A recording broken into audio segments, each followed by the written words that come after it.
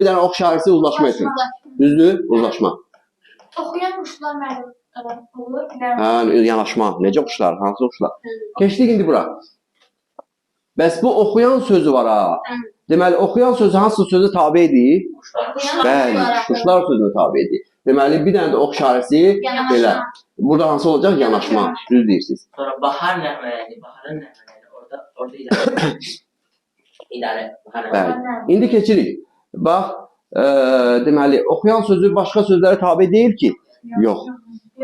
İndi keçirəm bura. Bahar nəğməsi söz birləşməsidir. Baharın nəğmələri ikinci növ ismi birləşmə. Düzdür? İkinci növün tərəfləri arasında hansı əlaqə olur? İdarə, bir də uzlaşma. İki dənə əlaqə olur. Ox işarələri tərsinə olacaq artıq.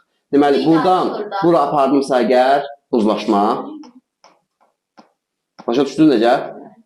İkinci növü apardımda bax tərəflər arasında. Birdən ikiyə doğru gedir də ox işarəsi uzlaşma üçün. Bax, xəbərdə mübtədaya gəlib də ona görə. Uzlaşmanı yazdım. Bir də yiyəlik hallı söz ilə mənsubə çəkilişli söz arasında göstərəcəm. İdarə. Deməli, burada yazdıq ki, idarə. Hansı idarə, hansı uzlaşma qarşılayırsan? Hal çəkilişli söz hansıdır? Hal, ümumiyyətlə, adlı haldan başqa hansı hal var burada? Deyim, bahar. Bahar hansı haldadır? Bahar adlı. Yox, baharın yiyəlik, düzdür. Nəğmələrini sözü də var hətta burada. O da gəldi. Hə, sol. Yiyəlik deyil, mi. Təsirlik. Bu hansı tabidir nəğmələrin sözü? Oxuyan sözünə aiddir. Bir dənə də burada nə olacaq?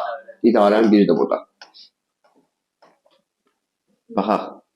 Hansı sözə həm ox işarəsi gəlib, həm də özündən başqa sözü? Quşlara ox gəlib, özündən başqa sözə ox gedib. Oxuyan. Quşlar heç, bu getdi. Oxuyan. Bəs bu? Yox. Buna ox işarəsi gəlib? Yox, getdi bu da. Sonra oxuyan sözünə həm ox işarəsi gedib, həm də ona ox işarəsi gəlib. Düz deyirsiniz. Həm aslı, həm əsas tərəfdir. Nəğmələrini. Nəğmələrin sözünü düz deyirsiniz. Bir dəfə özünə ox işarəsi gəlib, bir dəfə özündən də ox işarəsi gedib bura. Deməli, ikini də götürək. Bahar da elədir. Bəli. Həm özünə ox işarəsi gəlib, həm də özündən. Deməli, bir də götürürük.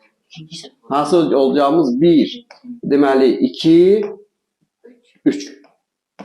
Bu əlaqənin bu tipli sualı da ola bilər ki, sintaktik əlaqə baxımından həm əsas, həm də aslı tərəfdir. Onda nə edirsiniz? Ox işarələri göstərəcəksiniz uç kənarda.